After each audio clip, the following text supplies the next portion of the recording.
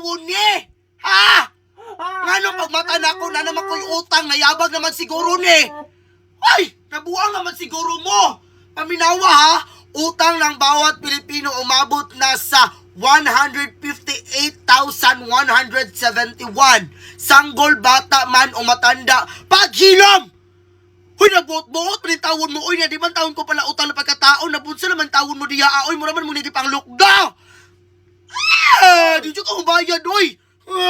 Nabuang na! Wa magita ng utang sa musilingan diri aganin niya, tinga na lang ta, nalatay utang na usa ka libo, ay usa ka gatos milyon, o sa mga na diha, Kada ko basta kung utang diha, wa magiging ko kapahimulos, ana, gani, nabuang naman siguro na!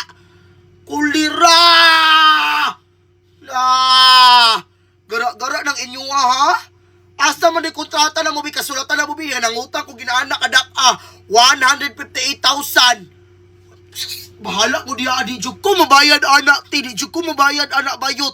Wala magina nasabot, wala magina naabot sa ko ang kamot gani, wa magina ko napahimbos lang nga kwarta nya napay utang ang mga Pilipino. Nagkautang-utang pa ko nga natulog naman tanak ko. Kulira! Charla.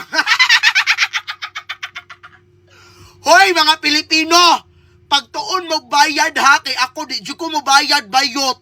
Di jud ko mo bayad, kulira. Ano pabayaron man ko ninyo nga wa man nabot sa kong kamot. Mayo tag nahimuslan ko ng 158,000. Ya wala man. Wa! Na, di jud ko mo bayad ano, pag mata mo bahala mo diha